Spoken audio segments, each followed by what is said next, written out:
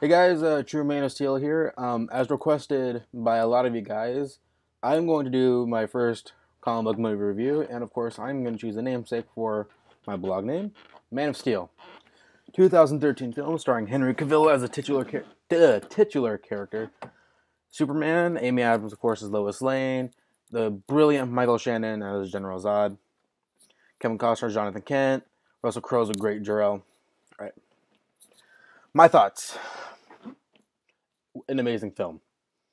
I went into it thinking, of course, like it was gonna be like Dark Knight level good, because of course, like that's what we all wanted from a Superman movie, especially with Zack Snyder and an all-star cast, like Oscar nominated slash winning actors and actresses, and being the first non Christopher Reeve tied in Superman movie since the 19 well since ever.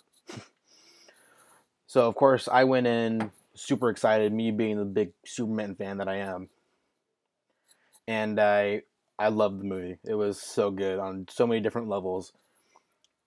And the more I watched it, actually I watched it 6 times in theaters. The more I watched it, the more I realized how good it really was. Just down to like every little scene, like when Jonathan Kent is talking to Clark after the bullies pull him out of the car, and he's like, "You have to decide what kind of man you want to grow up to be, Clark." And this is right after where he says, like, "I even part of me wanted you to fight them, but then what? Would you have felt any better?" And he wants Clark to make better decisions, and of course, like deep down, he wanted him to beat up those kids, but then he wouldn't have felt any better about it. And that reflected in the final act when Superman fights Zod. Spoiler alert: if you haven't watched the movie by now and know what happens, then you shouldn't be watching this. So in the end, when Superman snaps Zod's neck, it's almost a result of him like almost not listening to his dad, because he finally let loose and finally fought this guy who he was on equal strengths powers with, and he ended up having to kill him. And about that, my feelings on Superman killing Zod has been the same since I initially watched the film, and he had to do it. I mean, this is not the Christopher Reeve, like I'm Clark Kent Superman. No, it's not him. It's not the Dean Cain. It's not the Tom Welling. It's not the. It's a variation of all those different versions of Superman in one. But it's also a Superman in its own right, because this is a Superman who grew up in the quote unquote real world, and the world reacting to Superman in a way they would if he had existed in our world. And I thought that was a great take on the character, because in the past, like it was still like even in Superman Returns, he was still kind of like is set in a world that wasn't exactly like ours. But yeah. Other highlights of the film, just Russell Crowe's Jor-El. I just was blown away by him, and I didn't like how they ended his character, and he just faded away. Because Zod took over the ship and just deleted his program. Because Jor-El brought such an important element to the movie, because it showed Clark that he's not alone, and that like Clark has all these abilities, and he was basically sent there to save mankind. That like he's a godlike man, and he has what it takes to save everyone on the planet, which he pretty much does. But the final act of the film, some of my favorite parts, some of the best superhero action in any movie. In my opinion, it beats the Avengers, because Superman's fighting not only Zod, but some of Zod's forces, the world engine. One of my favorite scenes of the movie, when he flies up and punches through the world engine and is destroyed. From the best visual effects of the year in 2013.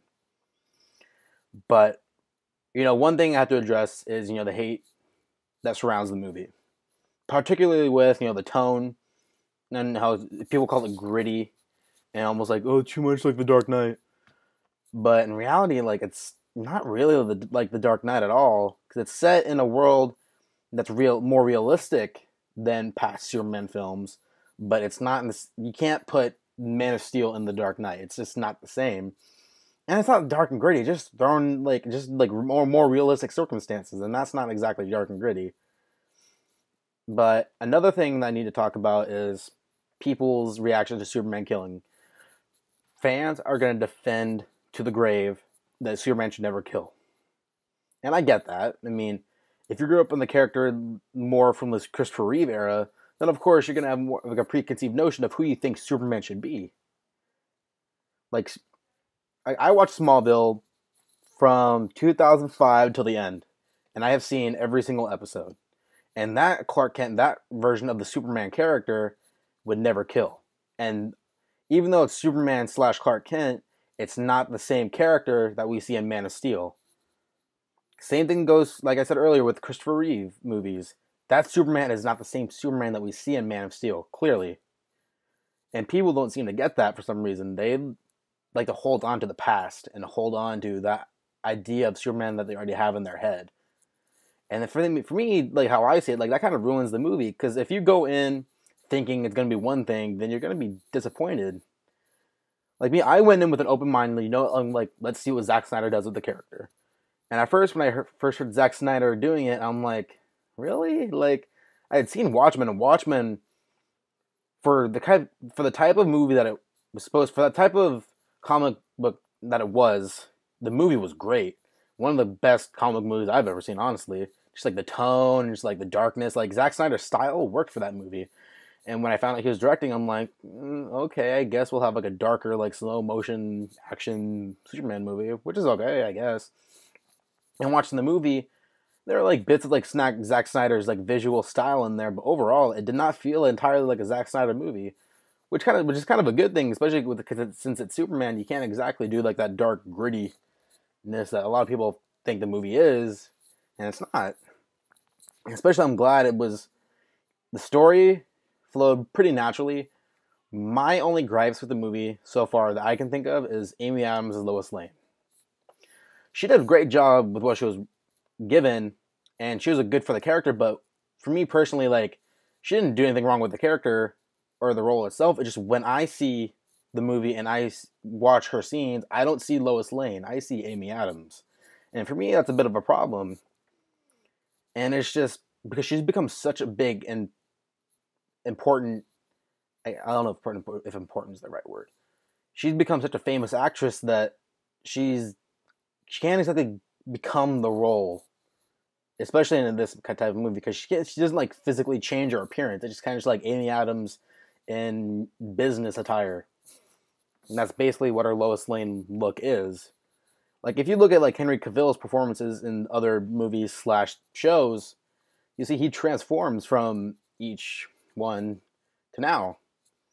Like even like look at him in Man of Steel, and then look at him in Batman versus Superman, like all the pictures and stuff that'll leak from that. Like he's going through different transformations as an actor. That's what you do. And for Amy Adams, this movie showed that she didn't have to transform herself physically, which doesn't necessarily have to. I mean, it's Lois Lane. She's not exactly doing a whole lot. But for me, like I didn't see Lois Lane when I saw her. I saw Amy Adams. And again, she's a great actress. I mean, she deserves all the praise that she gets. It's just in this movie, she did not feel like she was Lois Lane. She felt like I felt like she was Amy Adams, but still, I thought she was way better than Kate Bosworth. Kate Bosworth was just horrible. I hated her casting. Even when I was a kid, I'm just like, I don't know why she's in this movie. Blue Crush chick, why? And even now, I'm like, why? First of all, she didn't look like Margot Kidder, and she didn't bring any like that cool Margot Kidder character Lois Lane that she had in the original Superman movie. She just brought like, oh my god, and like I don't know why Superman loves him. Someone hate him now. It's like get over yourself. That was one and she was one of my big gripes with Superman Returns, but that's another review. I'm getting close to 10 minutes here. All right, guys. So final thoughts. Overall, I love the movie. Still one of my favorite movies.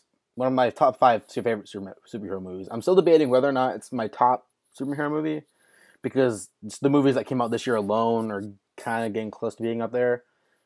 But Man of Steel, overall, one of my favorite superhero movies. Clearly, I have Man of Steel poster behind me, Man of Steel memorabilia. I actually even have my Man of Steel ticket from, and I was lucky enough to see the movie the night before everyone else did. I saw it on Thursday night through the Walmart screening. Still have my ticket. But yeah, so overall, loved the movie. Great casting. The writing was really good. I'm kind of glad David Goyer isn't really writing the next movie. But again, that's another review. All right, guys. So overall, love the movie. 9.5 out of 10. I'll be doing more of these reviews soon. you'll be hearing more from me. From now on, I want you guys to decide what movies I do. But for now, here's my Man of Steel review, 9.5 out of 10. All right, guys, thanks for listening, and I'll see you around.